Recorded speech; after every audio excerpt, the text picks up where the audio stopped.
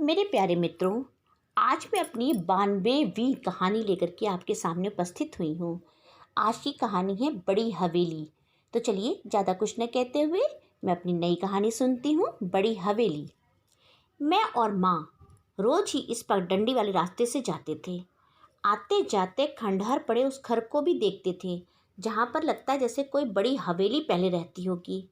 माँ से जब भी पूछता था मैं, तो माँ हमें गांव वालों से रटी रटाई सुनी सुनाई कहानी दोहरा देती थी। बेटे, ये हवेली ठाकुर हजारी सिंह जी की है। वो भगवान को परिवार सहित तीर्थाटन में प्यारे हो गए थे और कोई देखभाल को था ही नहीं। एक एक कर घर का सामान गांव वाले महीनों ले जाते रहे। फिर बारिश धूप में हवेली सड़ने लगी और अब इसके ये हाल हैं। यहाँ तक कि इसकी ईंटों से कईयों ने अपने घर बना लिए। बेचारे बड़े भले आदमी थे, न जाने किसकी नज़र लग गई परिवार को। माँ, इसमें भूत रहते हैं क्या? बाल सुलभ प्रश्न जो प्रायः इस उम्र के बच्चों का होता है। मेरा भी था।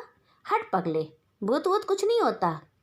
माँ मन का डर निकाल देती थी, पर पीछे पलटकर काफ़ी दूर तक मैं मुड़ मुड़कर हवेली को देखता तो भूत जैसी बनती बिगड़ती आकृतियाँ दिखाई देती थीं। माँ देखो देखो, वहाँ भूत है। मैं फिर माँ को दिखाता तो माँ हंसकर कहती, हाँ छोटे, दे तेरे पीछे आ रहा है, और उंगलियों की घुग्गी बनाकर शर्ट में डालकर खूब गुदगुदाती। तो हम दोनों माँ बेटा हंसते हंसते दोहरे हो जाते। पर रात में मुझे वही हवेली दिखती, नाचते हुए भूत मुझे बुलाते थे। सुबह उठकर माँ को भी कहता तो माँ घबरा जाती। सोचती कहीं ऐसा तो नहीं कि बड़ी हवेली वालों में से किसी की आत्मा मेरे बेटे में आ गई हो, या फिर पुनर्जन्म हुआ हो। 11-12 साल पहले ही तो सब मरे थे, और ननुआ अब 10 साल का है। कहीं उनमें से किसी का पुनर्जन्म तो ना हो गया। बड़ा ही घबरा जाती थी माँ, और माँ की घबराहट देखकर मैं भी चुपचाप होकर बैठ गया। कुछ दिन तक तो हवेली के बारे में कुछ भी नहीं कहा, पर हवेली थी कि दिमाग से निकलती ही नहीं थी। बस अंतर इतना था कि मैं माँ के सामने अब कुछ भी नहीं कहता था। समय बीता, हवेली और भी जर्जर हो गई। अब उसमें भूत नहीं बल्कि इंसानी साए नजर आने लगे थे। जुआरियों और अय्याशियों का अड्डा बन गया था वो। पगडंडी वही थी आने जाने की, और साहस तो शाम को जवाब दे ही देती थी। माँ भी मन के डर को दबाकर धीमे से कह देती थी कि हवेली की ओर शाम को मत जाना। मैं और आरुणी, मेरी दोस्त, एक दिन कुछ ज़्यादा ही शाम गहरा गई। आ ही रहे थे कि कुछ मनचलों ने रास्ता रोक लिया। 16 साल का मैं दुबला पतला उनका मुकाबला क्या करता। बस आरुणी का हाथ पकड़कर 100 की स्पीड से दौड़ लगा दी। किसी तरह बस आज बच करके आ गए। पर यह मालूम चल गया था कि आरुणी पर उनकी नज़र बैठ चुकी है। दिन ज़्यादा नहीं बीते, न जाने कौन सी मनहूस घड़ी में आरुणी उनके हत्थे चढ़ गई।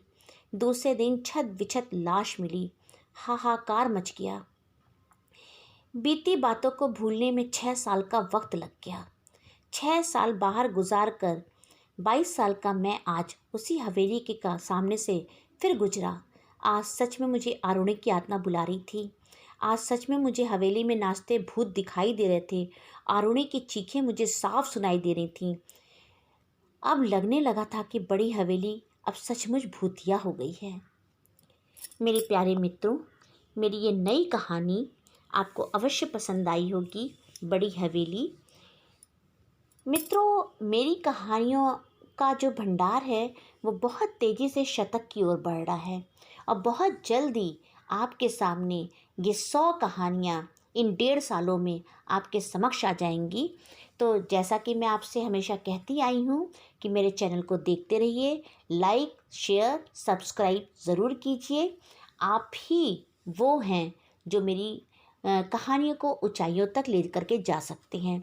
तो सबसे पहले मेरी विनती आपसे कि मेरी कहानियों को खूब शेयर कीजिए, सब्सक्राइब कीजिए, लाइक और शेयर सब कुछ कीजिए। और अगली 93वीं कहानी के साथ मैं आपसे फिर मिलूँगी। तब तक लिए जय।